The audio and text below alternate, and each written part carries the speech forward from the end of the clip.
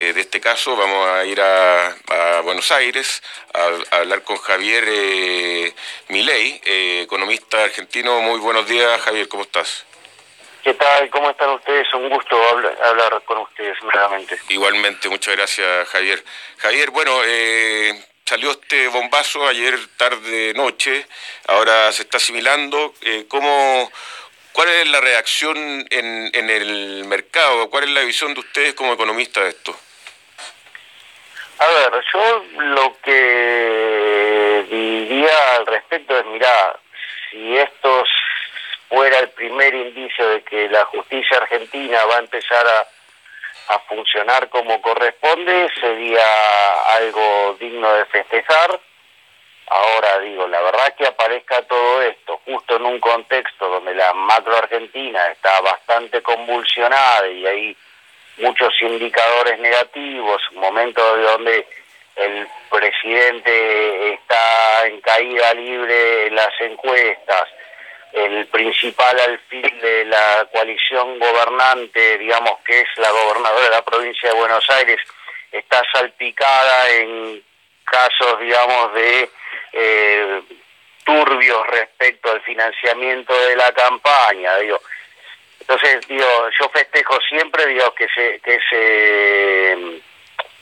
vaya sobre los temas de la corrupción, que la justicia avance, que se avance hacia un sistema más transparente, y eso ayuda, digamos, a mejorar la República en su funcionamiento, con lo cual hace que la democracia sea un sistema menos defectuoso.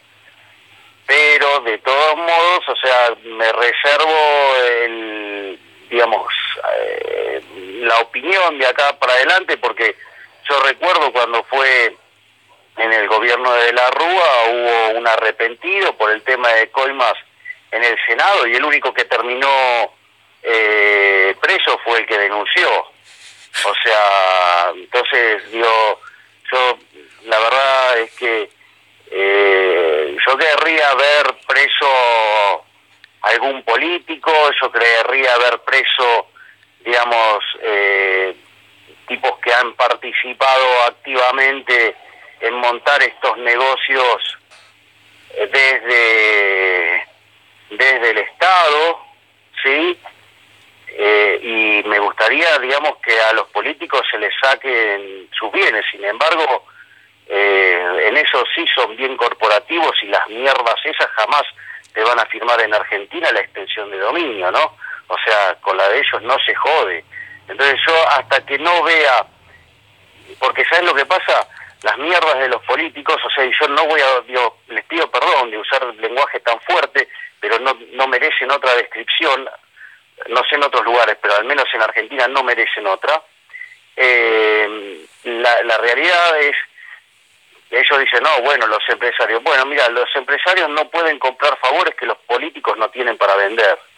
Entonces, digo, yo creo que las penas sobre los políticos deberían ser muchísimo más fuertes que las del empresario. O sea, por lo que te oigo, Javier, tú pones a los políticos en un nivel superior en materia de culpabilidad y en efectos que el resto, porque uno mira esto desde lejos, obviamente, conoce a algunos de estos personajes, los ha visto participar en la historia del kirchnerismo, y ve que también evidentemente aquí hay gente del sector privado, hay políticos, hay parte de la sociedad argentina. Entonces a lo mejor centrarlo solo en los políticos puede ser un poco injusto. Para mí los políticos son una montaña de excremento más alto que el monte Everest. ¿Y al resto al resto tú los exculpas o los pones? No, porque ¿sabes lo que pasa? Que la corrupción es un fenómeno inherente a la existencia del Estado. Porque ¿qué es lo que pasa? El Estado se financia con una fuente coactiva de ingresos llamada impuestos. Entonces, ¿sabes cuál es el punto? Si vos, suponete que vos estás en el sector privado, ¿no? O sea, entonces vos en el sector privado solamente, si no hay un político chorro, digamos, regulando el mercado, vos solamente podés ser exitoso si, solo si, sirviendo al prójimo con bienes de mejor calidad a un mejor precio. Entonces, ¿qué pasa? Suponete que vos ahora dentro de las filas de tu empresa tenés un empleado corrupto. Entonces, por ejemplo, eso hace que vos por tus insumos pagues más caro de lo que deberías pagar. Entonces, ¿qué es lo que pasa? En un contexto competitivo, ¿sí? Digamos, donde no hay barreras a la entrada y salida, ¿sí? Que en general las ponen los gobiernos, no los privados, ¿sí? Porque los privados se tienen que estar ocupando de competir para no quebrar. Entonces, ¿qué es lo que pasa? En ese contexto, si vos tenés, por ejemplo, gente en tu equipo, digamos, que está robando y que hace que tus costos sean mayores, ¿qué va a pasar?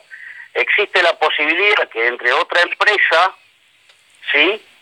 Y que venda tu producto a un mejor precio, con la misma calidad. Entonces, ¿qué es lo que sucede? En ese contexto, o al mismo costo, digamos, lo puede hacer con una mejor calidad. Entonces, o la combinación de ambas. Entonces, no es que no va a existir la corrupción del sector privado. Lo que va a pasar es que como el empresario, ¿sí?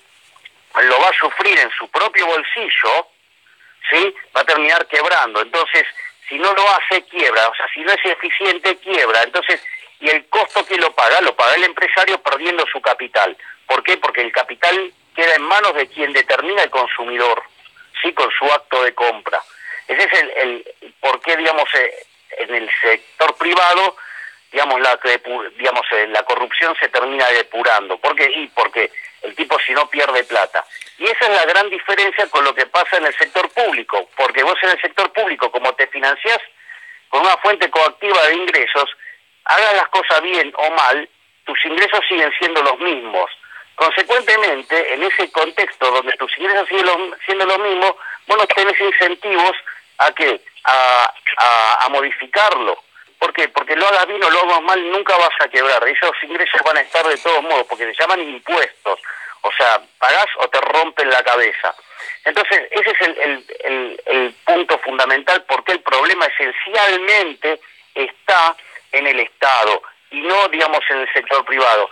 Es más, yo puedo compartir lo tuyo que está en el inicio en el Estado, pero tampoco podemos, o sea, es inaceptable que alguien corrompa y pague coimas desde el sector privado, eso es inaceptable. Pero mi punto es el siguiente, yo te hago una pregunta, si no existiera el Estado, ¿qué chances hay de que hubiera pasado lo que pasó?